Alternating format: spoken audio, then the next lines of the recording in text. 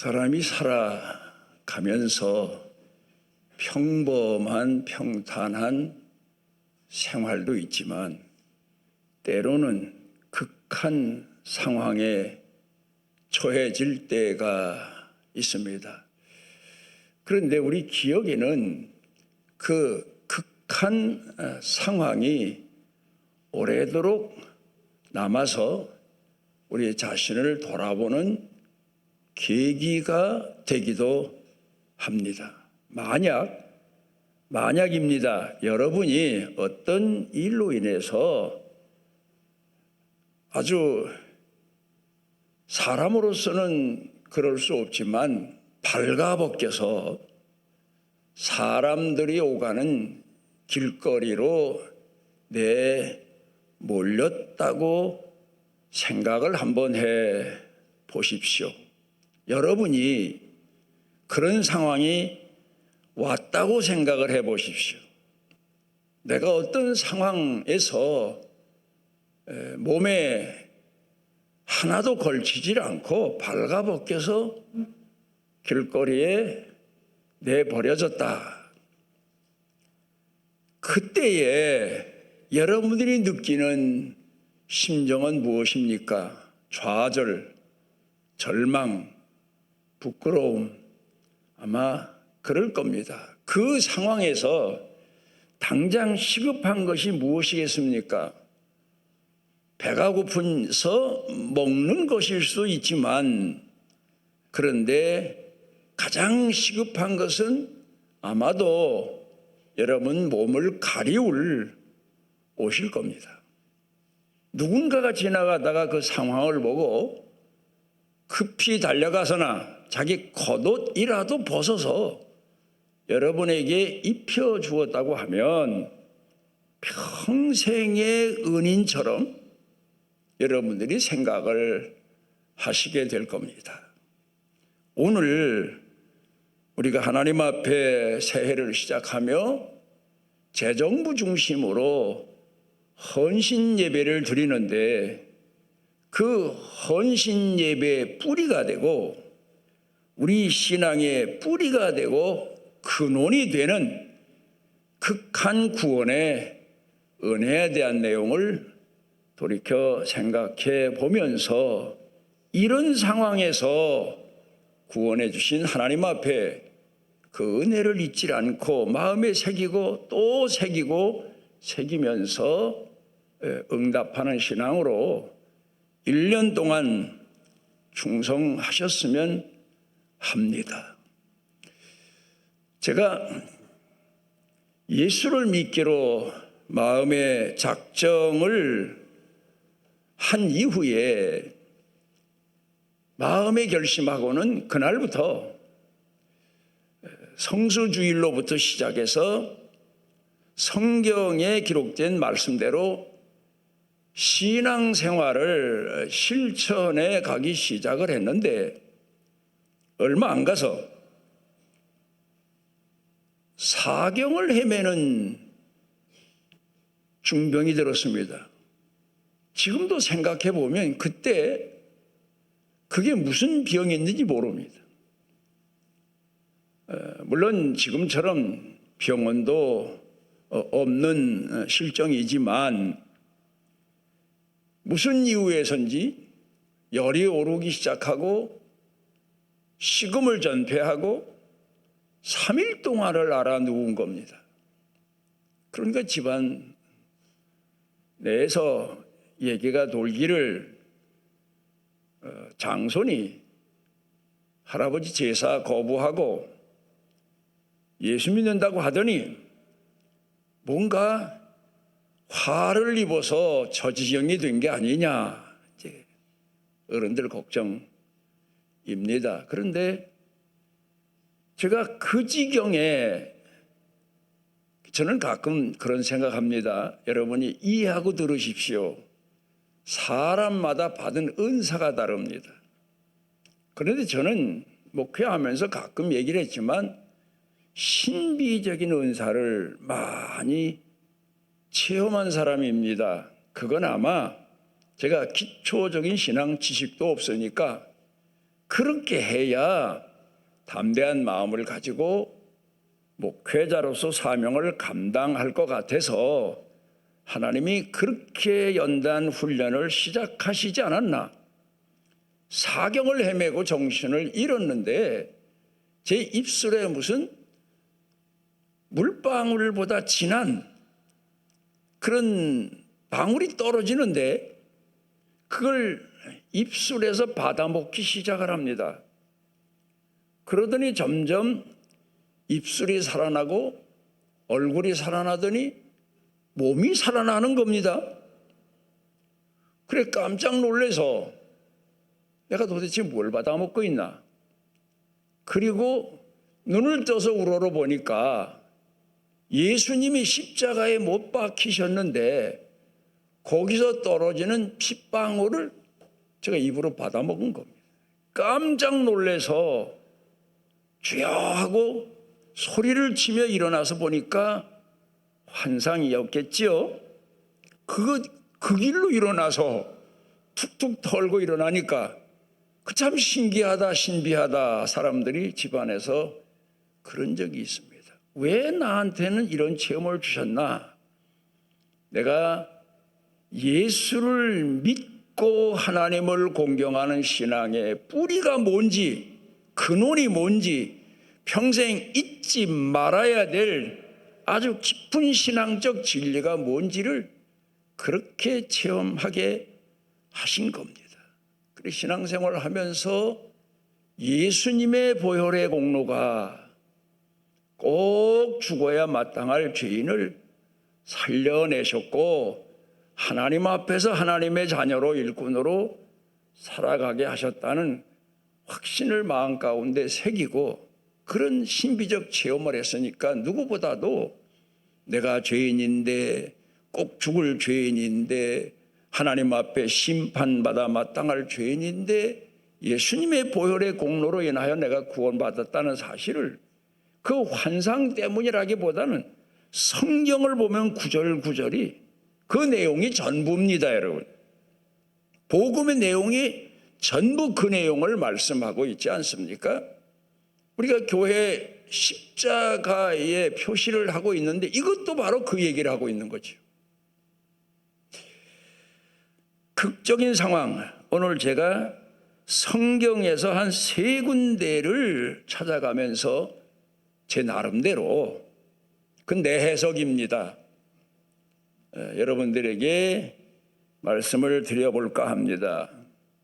먼저는 창세기 22장에 나오는 아브라함과 그 아들 이삭이 경험한 바입니다.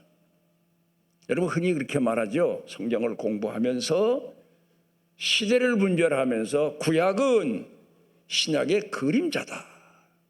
신약은 실체의 역사가 하나님이 약속하신 실체의 역사가 있기 시작한 곳이고 구약은 그 예언을 하시고 모형으로 보여주신 그림자 시대다. 그러니까 창세기 22장의 실체는 신약 성경에 오면은 어디에 있나 하면 마태복음 27장 예수님 십자가 사건, 그리고 마가복음 15장, 그리고 누가복음 23장, 요한복음 19장, 예수님 십자가의 그림자 내용이 바로 창세기 22장 1절이란 말입니다. 하나님께서 아브라함을 부르시더니 내 사랑하는 독자 그랬어요. 사랑하는 독자, 그 아들을 이삭이죠. 만약 그때 하나님께서 내 여종에게서 낳은 이스마엘을 내가 지시하는 땅에 올라가서 제물로 바쳐라, 조금 낫지 않았을까? 그건 내 생각이죠. 물론 자식은 같아요. 이게 사라에게서 낳은 자식이든 여종에게서 낳은 자식이든 부모 심정으로는 자식은 같지만 그래도 이삭이 누굽니까? 하나님이 약속하신 아들 아닙니까? 그 아들을 통해서 자손까지 약속을 하신 아들인데 그 아들 독자를 하나님 앞에 지시하시는 땅 산에 가서 제물로 바쳐라. 장작 더미 위에다가 지금까지 제물하면 아브라함이 알고 있는 바가 장작 더미를 만들어 놓고 그 위에다 양을 잡아서 태워서 드리는 게 번제고 제물입니다. 제사입니다. 그렇게 드리라고 하신 겁니다. 만약에 여러분들에게 하나님이 우리 믿음은 아브라함과 비교가 안 되니까 그러시진 않으시겠지만 그 정도의 상황을 놓고 요새로 말하면 순교의 제물을 될 상황을 놓고 너는 순교 내라 하시면 받아들이는 내 심정이 어떨까? 그런데 아브라함은 하나님 말씀의 순종자로 그 산을 향해 가는데 성경학자들이 하루길이면 아브라함이 머물 수 있는 곳에서 그 하나님이 지시한 땅 모리아산까지가 갈 수가 있대요. 그런데 성경학자들은 3일 걸려서 갔다. 이걸 한번 생각해 보려고 합니다. 여러분, 우리가 살아가면서 성경을 읽습니다. 하나님 말씀을 봅니다. 감동을 받습니다. 아니면 하나님 말씀을 듣습니다. 교회에 나와서 오늘처럼 헌신 예배로 하나님 앞에 헌신을 다짐합니다. 그런데 하나님의 말씀이 내 귀에 들리고 마음에 뭉클하도록 감동이 왔는데 막상 실천하려고 생각해 보니까 이게 기가 막힌 겁니다. 감당할 수 없는 시련의 문제고 돈의 문제고 헌신의 문제고 충성의 문제고 순교의 문제일 경우 여러분 마음 가운데에는 주여 믿습니다. 순종하겠습니다. 당장 그럴 수 있는 믿음이 있는 것 같아도 막상 그런 일을 겪고 나면 몇 날 며칠을 고민하게 되지요. 성경으로 돌아가서 보면은 요나 같은 사람은 감당할 수가 없으니까 도망을 가지 않습니까?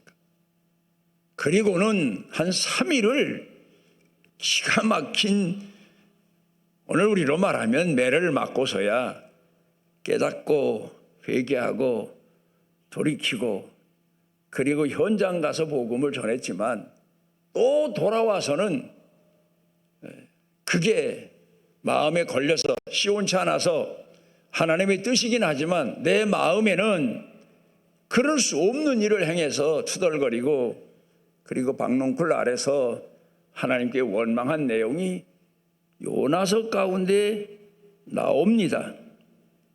그런가 하면 여러분, 우리 신앙이라고 하는 거는 여러분이 아브라함 하면은 물론 저 같은 사람과 아브라함 신앙과는 비교가 안 되지요. 비교할 수 없죠. 그런데 그 아브라함이 지나온 과정을 놓고 보면 바로 내 믿음이 자란 과정과 비슷하다는 걸 알 수 있습니다. 하나님께 부름받은 자입니다. 그래서 고향 본도 친족 아비 집을 버리고 하나님께서 지시하시는 땅으로 나옵니다. 근데 거기 와서 기근을 만나니까 굶어 죽어도 그 땅이 있어야 되는데 결국 견디다 얼마나 고민했겠습니까? 이 땅을 떠나야 되나? 하나님이 지시해서 온 땅인데 그러면서 고민하다 결국은 할 수 없이 애굽으로 내려가지 않습니까? 그리고 거기 가서는 어찌 보면 남편으로서 비겁한 모습을 보이죠. 자기 아내 때문에 자기가 죽을지도 모르니까 너희 동생이라고 하자 해서 애굽 왕에게 시집 보내고 마는 참 어처구니 없는 사람이 아브라함이.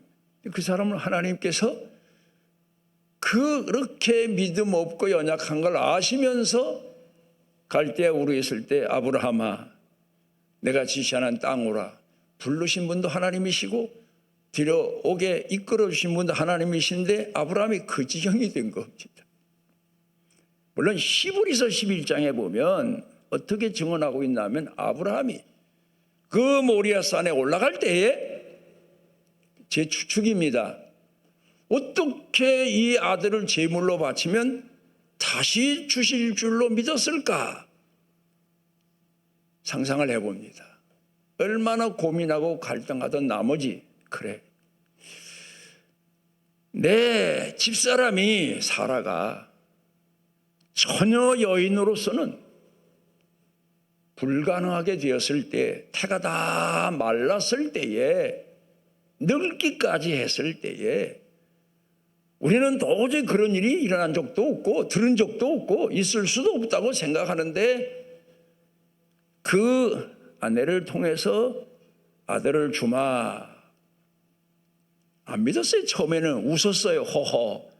하나님 말씀을 들으면서 아니요, 그럴 리가 있겠습니까? 그렇게는 안 했지만 어이가 없나? 아니면 기가 막혀 그랬나? 믿어지지가 않아서 그랬는지도 모르지요. 웃었다, 뭐 그런 내용도 나와요. 근데 그런 아내에게 약속하신 아들을 주셨잖아요. 그러니까 아하, 하나님은 능치 못할 일이 없으시구나. 태가 다친 여인에게 어린아이를 낳게 하시는 능력을 가지고 계시구나. 그렇다면 내가 하나님 앞에 제물로 이 아들을 바쳐도 다시 살려주시리라. 아마도 히브리서 기자가 그 성경을 기록할 때에는 결론에 가서 모리아산 꼭대기에 올라가서 이삭을 묶어놓고 칼을 들때, 그래, 내가 이렇게 잡아서 하나님 앞에 아들을 드릴지라도 다시 살려주시리라, 그 믿음으로 아들을 잡으려고 했는지는 몰라도 3일 동안 아브라함이 그 길을 가면서 어떤 갈등과 마음의 아픔과 고밀과 좌절감, 이런 걸 겪었을까? 우리가 성경을 봅니다. 용서해라. 용서할 수 없는 사람이 있어요. 포용해라. 포용할 수 없는 사람이 있어요. 오리를 가자며 심리. 오리를 가자는데 오리커녕은 한 발자국도 뛰고 싶은 마음이 없는 사람이 있어요. 그럴 때 하나님, 나는 못합니다. 내가 무슨 예수님입니까? 내가 뭐 천산중앙교회 목사입니까? 나는 그냥 교인이고, 난 장로도 아니고 권사도 아니고 집사도 아닙니다. 난 그거 못합니다. 그러나 하나님이 말씀하신 거니까 몇 날 며칠 잠을 자도 밥을 먹어도 길을 가도 일을 해도 그게 걸려서, 아이고 하나님, 내가 손 듭니다. 그리고 후회하는 마음으로 회개하고 하나님 앞에 순종하는 자세를 가졌다면 참 성경은 하나님은 기가 막힌 분입니다. 그런 사람의 믿음도 받으시고, 그래, 네 믿음이 크다, 네 믿음이 살았다, 그렇게 인정하시는 분입니다. 그러니까 오늘 제가 말씀드리는 건 과정이 있단 말입니다. 이 과정, 그 과정이 시련일 수 있고, 오늘 성경 본문 말씀으로 돌아가서 보면 하나님께서 우리에게 주시는 교훈도 담겨져 있지만, 여기서 하나님의 깊은 사랑을 숨겨서 표현하는 내용도 볼 수가 있습니다. 어쨌든 모리아산에 올라간 아브라함에게는 하나님이 아브라함을 시험하신 겁니다. 이걸 어찌 말한다면, 내 믿음이 얼마나 되나 달아보자, 저울에다 달아보시고, 내 믿음이 얼마나 되나 자로 재보시고, 지금 그런 듯한 시험을 지금 하나님이 하시고 계신 겁니다. 그래, 아브라함이 그 산을 향하여 가는데 3일 걸려갔다. 성경은 그렇게 말씀하고 있습니다. 그때 아브라함의 믿음이 어땠을까? 여러분, 신약 성경으로 돌아가서 베드로의 신앙을 한번 돌이켜 봅니다. 예수님께서 내가 잡혀서 십자가에 못 박힐 때 내가 나를 3번 부인하리라 그랬더니 베드로가 맹세하면서 아니라고 그랬잖아요. 그런데 막상 그 지경이 되니까 예수님을 부인한 정도가 아니라 마지막엔 저주까지 하면서 부인했다. 이 상황을 오늘 성경 본문 말씀과 연결해 보면 베드로의 신앙이 벌거벗겨진 겁니다. 부끄러운 거지요.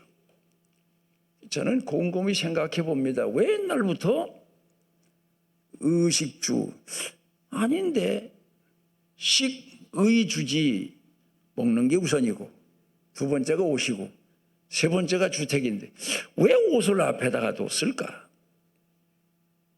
이 죄 문제와 관련되어 있는 게 아닌가. 우리나라 풍습 중에 옛날 풍습 중에 말 중에 그 참 기가 막힌 말이 많이 있습니다.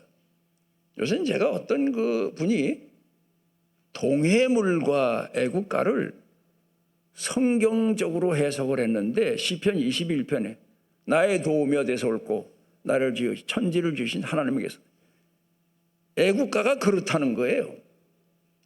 다른 나라 애국가는 미국, 영국, 불란서 뭐 이런 유럽의 애국가들은 무슨 나가자, 용기를 갖자, 우리가 제일이다 뭐 그런 그 가슴 부풀게 하는 가사와 내용을 담고 있는데 우리는 동해물과 백두산이 마르고 닳도록 하나님이 보호하사 하나님의 구원을 기다리는 내용이 애국가. 그 여러분 옛날 지금은 찬송가에 나 그건 넣었으면 좋은데 또 언제 누가 왜 뺐는지 모르겠어요. 옛날에 애국가가 있었어요. 그 외정 36년 동안에 그 우리 한국 교회 찬송가에는. 근데 그걸 이제 곡만 천부의 의지 없어서 그 곡에다 붙여서 이제 불렀는데 뭐 얘기가 좀 다른 데로 갔습니다. 그런데 아브라함이 예수님께서 갈등하고 고민하시고 그러다가 아버지께서 주신 잔을 내가 마시지 않겠느냐 철야기도 하시고 그리고 결심하시고 잡히셔서 십자가에 못 박혀 돌아가셨는데 아브라함이 모리아산 가는 3일 길이 바로 그런 과정이 아니었을까 하다가 땅에 엎드려 하나님 정말 아들을 바쳐야 되겠습니까? 다른 방법은 없습니까? 내가 차라리 하나님 앞에 제물되면 어떻겠습니까? 뭐 별별 생각, 별별 마음을 다 갖지 않았겠습니까? 여러분이 만약에 여러분 집안에 여러분이 제일 사랑하는 자식을 데리고 모리아산에 올라간다고 생각해 보십시오. 어떤 심정이겠습니까? 하나님 말씀에 불순종할 수 없어서 한 발 한 발 걸어가긴 하지만 그 발짝 뛰는 시간이 한 발자국이 1시간도 더 걸릴 수도 있습니다. 우리가 신앙생활 하면서 어떤 데 보게 되면요 그런 지경에 이를 때가 있어요. 그러니까 여러분 물론 신앙 과정을 통해서 연륜을 통해서 연단을 통해서 훈련을 통해서 교회 성도가 집사가 되고 권사가 되고 장로가 되고 또 그중에는 다른 길로 선택받아서 전도사가 되고 신학생 되고 목회자가 되고 강도사 이렇게 거치면서 되긴 되지만 그 과정이 바로 연단의 과정이고 겨자씨알 만한 믿음이 자라서 나무 새들이 깃들이는 나무처럼 되는 것처럼 참 보잘것없는 사람이 다만 예수 그리스도의 구원의 은혜를 가슴에 새기고 신앙생활을 시작했는데 성장해서 나중에는 나무 가지가지에 새들이 깃들이는 것처럼 큰 사람이 되는 축복을 받기도 하지만 우리 과정은 우리가 돌이켜볼 때 순탄치가 않아요. 비틀낸 적도 있고 어떤 데 넘어져 쓰러진 적도 있고 주저앉아 철폭 낙심한 적도 있고 그런데 누군가를 통하 일으켜 주셔서 다시 가게도 하시고 이게 신앙의 길입니다. 그러나 분명한 것은 하나님이 붙들어 주셔서 한 발자국이라도 내디더 가게 하신다는 겁니다. 성장 과정을 거치게 하십니다. 아브라함이 자기 아들 독자 이삭을 묶어서 장작 위에 올려놓고 양처럼 잡아서 내장을 꺼내버리고 불태워서 하나님 앞에 제물로 드리려고 하는 순간에 하나님이 아브라함아 하나님이 부르신 그 소리를 듣고 그리고 좌우를 살펴서 수풀에 걸린 양을 가져다가 제물로 드리면서 어떤 생각을 했겠습니까? 하나님께서 왜 양의 제사를 드리게 하셨고 그 의미가 하나님이 양 대신에 우리 죄를 내 죄뿐만 아니라 내 자식의 죄, 아브라함이 약속하신 게 뭡니까? 자손까지 약속하셨어요. 그 자손의 죄까지 하나님이 대신 담당하신다고 하는 사실을 체험하게 한 겁니다. 그러니까 아브라함 평생의 모리아산의 사건은 하나님이 내 죄를, 내 자식의 죄를, 내 자손의 죄를 대신 책임져 주신다는 약속이구나. 그걸 믿고 하나님을 공경하는 사람들이 바로 신앙인입니다. 신앙은 바로 거기서부터 출발하는 겁니다, 여러분. 물론 우리가 교회 나올 때는 어떤 이유로 나오는 여러 가지 이유가 많아요. 그렇지만 가서 가장 중요한 핵심적인 것은 그리스도의 보혈의 공으로 구원받는 확신을 갖는 겁니다. 출애굽기 3장으로 돌아가 봅니다. 거기 보면 하나님께서 모세를 부르십니다. 그리고는 내 백성을 구원하러 애굽으로 가라. 그리고 바로 왕이 말을 안 듣거든 이렇게 해라. 그래서 모세가 애굽을 향해 가잖아요. 그런데 하나님이 두 번째 만나셔서 그 모세를 죽이려고 하신 거예요. 여러분 성경 보면은 아니 이상하지. 부르셔서 나 못 간다고 하는데 가라. 내가 함께 한다. 그렇게 말씀하시고 세워서 가게 하신 하나님이 그를 향해 가는 모세를 죽이시려고 했다. 그 실제 사건이에요. 그때에 그 아내 십보라가 자기 아들의 양피를 비어서 던졌더니 하나님이 살려주셨다. 기가 막힌 내용입니다. 아무리 자기 민족을 구원하러 보내진 자라 할지라도 가장 중요한 게 뭡니까? 택한 백성들에게 아브라함 가정에서부터 하나님이 지시하시고 가르치신 내용이 할례입니다. 오늘 말하면 세례입니다. 그게 세례입니다. 죽을 수밖에 없는 죄인, 그런 죄인에게 하나님께서 양을 통하여서 언약이죠. 구원을 주시기로 약속하셨지만 실체는 하나님의 독생하신 아들 예수 그리스도를 통한 구원의 은혜를 우리가 믿는 거죠. 그러니까 모세에게도 아마 모세가 하나님 앞에 양제사 드리는 번제 제사를 잊었는지 아니면 양제사는 드렸겠지요. 번제 제사는 드렸겠죠. 하나님 앞에 부름받은 사람이. 그런데 그건 양제사로 끝나는 게 아니라 너도 너도 죄 때문에 내가 죽여야 마땅하고 심판해야 마땅하고 내 아들도 내가 지금 구원하러 가는 백성들도 다 심판해야 마땅하지만 이 피의 언약으로 너를 살려주는 거다. 너와 내 민족, 내 가족, 내 모든 친족들의 생명은 바로 이 보혈의 공로 언약에 있다는 것을 확인시켜 주신 겁니다. 여러분, 우리가 모세를 다시 돌아가 생각해 보면 하나님께 부름받은 자입니다.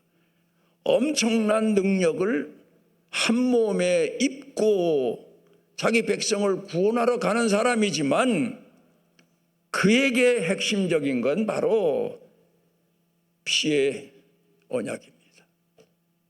양피의 언약이요 구원의 언약이었다는 사실입니다. 그러니까 여러분 오늘도 우리 천산중앙교회에서 예수를 믿고 오늘 어떤 위치에서 어떤 일꾼으로 하나님 앞에 부름받아 얼마만큼 충성하고 헌신하든 뭐 그건 중요하긴 합니다만은 핵심적인 것은 바로 그리스도의 보혈의 공로다 하는 것을 여러분 마음에 새기고 사십시오.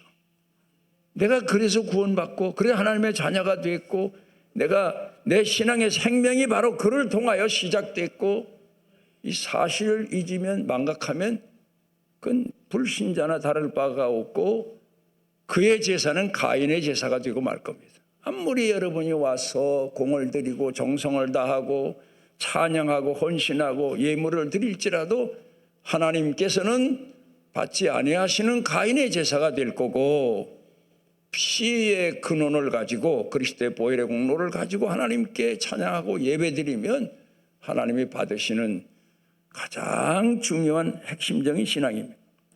이제 오늘 성경 본문 말씀으로 돌아가서 봅니다. 칼뱅 하면은 우리 장로교회 신학의 주체를 이런 분이죠. 그분이 이런 얘기를 했습니다. 왜 아담과 하와가 선악과를 따먹고 난 다음에 나무 잎을 따가지고 치마를 둘렀는데 하체를 가렸을까? 왜 그랬을까? 아주 중요한 내용입니다. 그건 바로 이런 얘기를 합니다. 죄인된 자식을 낳을 게 부끄러워서, 하나님 앞에 부끄러워서. 아담과 하와가 선악과를 따먹고는 벗은 게 부끄러운 거예요. 그러니까 빨리 나무 잎을 따서 치마를 두르고 그리고 다닙니다. 사람 앞에는 사람이 만든 옷이 통할 수 있어요.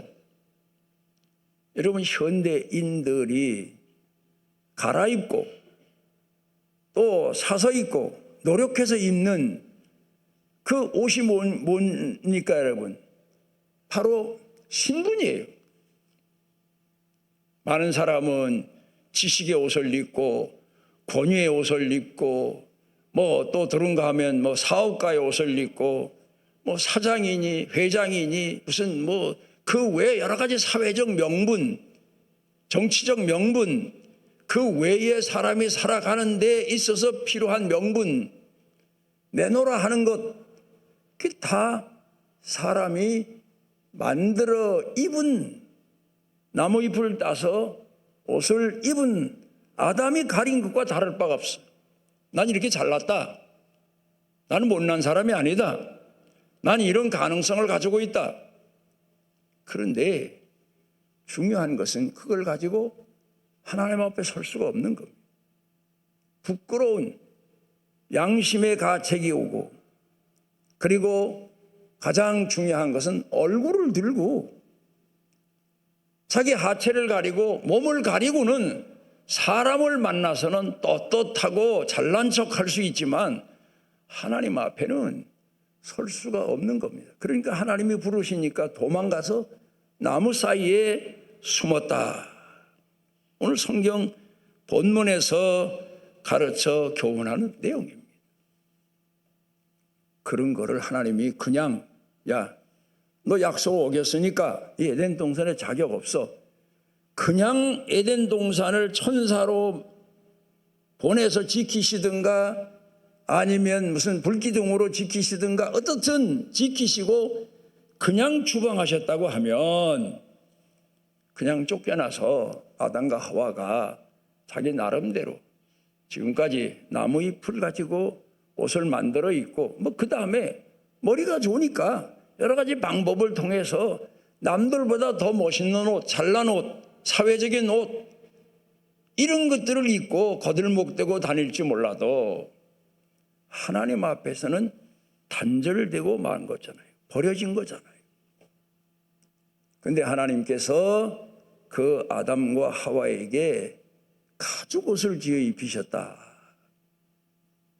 그건 바로 하나님께서 하나님의 그림자이신 예수님의 그림자인 양을 잡아서 그 가죽 옷을 입히셨고 하나님이 입혀주신 옷입니다.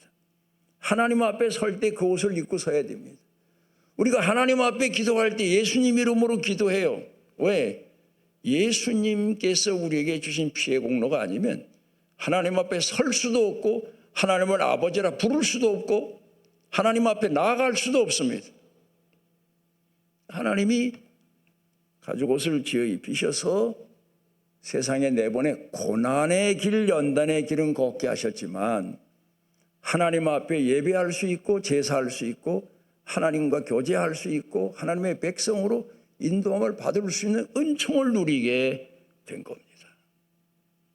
여러분, 오늘 이 시간에 제가 무슨 말을 했든 여러분들이 예수님의 피의 공로가 하나님과 나와의 관계를 어떻게 회복시켜 주셨는지, 내가 오늘 그 예수님 십자가의 피의 공로로 인하여서 하나님 앞에 얼마만큼 큰 은혜를 입었는지 벌어져야 되고 심판받아야 되는데 하나님의 자녀로 내가 설 수 있고 부름받고 일꾼으로 쓰여질 수 있는 은혜, 그 마음으로 여러분이 무슨 일에든지 헌신해야 됩니다. 내가 잘나서, 내가 열정이 있어서, 내가 남보다 하나님 앞에 특별한 재능을 받아서 전혀 아닙니다. 그래서 저는 다윗이 약해진 신앙 가졌을 때에 자기 범죄한 죄가 드러났을 때 하나님 제발 이것만큼은 내게서 성령을 거두지 마십시오. 이거 거두시면 나는 버려진 겁니다. 하나님, 내가 늙고 노쇠할 때 내게서 성령을 거두지 마시고 나를 버리지 마시고 끝까지 주 안에 거하게 주십시오 하고 회개하면서 하나님 앞에 부르짖어 기도한 게 그 내용입니다. 그러니까 금년에 여러분들 꼭 말씀 안에서, 성령 안에서 예수님이 십자가에 못 박혀 피값 주고 사신 여러분들임을 여러분 마음 가운데 잊지 마시고 그 은혜의 응답으로, 보답으로, 그리고 충성하시고 헌신하십시오. 그런 사람에게 무슨 공로가 필요합니까? 심판 받을 자를 대신 심판당하시고 우리를 하나님의 자녀로 삼아주셨으니 내가 하나님께 쓰여진 감격뿐이지 내가 무슨 공을 내세울 수 있습니까? 나잘남을 내세울 수 있습니까? 과시할 수 있습니까? 여러분, 1년 동안이고 앞으로 평생토록 마지막 순간까지도 나는 죄인이로소이다, 그런 신앙 고백과 그리고 죄인에게 베푸신 은혜, 그리스도의 보혈의 공로로 하나님의 자녀된 약속된 부활의 옷을 약속해 주신 그 하나님을 여러분들이 믿고 낙심하지 마시고 끝까지 충성하셔서 하나님께서 여러분들에게 주신 축복도 받으시고 또 이루고자 하시는 선하신 뜻을 이루게 해드리는 순종자로 사시길 바랍니다. 저는 그리 생각합니다. 요새도 새벽에 기도할 때 하나님, 오늘도 주 안에서 뭔가 필요한 데 쓰임받게 해주십시오. 그냥 허송세월 안 하게 해주십시오. 순간순간 주님의 은혜 안에 거하며 내가 뭘 할 수 있겠습니까? 그렇지만 내 기도와 소원은 하나님이 원하시는 일을 위해서 소중하게 쓰임받게 해주십시오. 쓰임받는다는 게 얼마나 귀한 복인지 모릅니다. 내가 잘나서, 사명자라서, 목사라서, 그건 인간적인 생각이지 하나님이 나를 쓰실 만한 일을 만들어 놓으시고 아주 작은 일, 아주 숨겨진 일, 아주 남들이 전혀 모르는 비밀한 일, 그래도 하나님 앞에 쓰여지니까 얼마나 감사합니까? 네? 여러분들이 그런 심정 가지고 작은 일이든 큰 일이든 1년 동안 맡은 일에 충성하시며 그 은혜의 응답으로 사시는 모든 성도분들 되시기를 바랍니다. 우리를 오늘도 주 앞에 모아주신 아버지, 우리가 주께서 우리에게 베풀어 주신 구원의 은혜를 망각할 때가 참으로 많습니다. 그리고 우리가 얼마나 하나님 앞에, 사람 앞에 말할 수 없는 타락과 부패로 얼룩진 죄인임을 잊어버리고 망각하고 불평하고 원망할 때가 참으로 많습니다. 주님, 우리로 하여금 우리의 타락, 부패, 근본적인 내 스스로 해결할 수 없는 죄인 중에 죄인 계수임을 잊지 아니하고 이런 자에게 양의 옷을 입혀주시고 이런 자에게 영원한 하나님 나라를 약속하신 그 은혜를 마음에 새기고 주 앞에, 교회 앞에서, 가정에서, 일터에서 소중하게 진실하게 쓰임받아 사는 복을 더하시옵소서. 이 은혜가 내 삶의 생명의 근원이 되고 원동력이 되고 강한 능력의 원천이 되게 하옵소서. 예수님 이름으로 기도드리옵나이다. 아멘.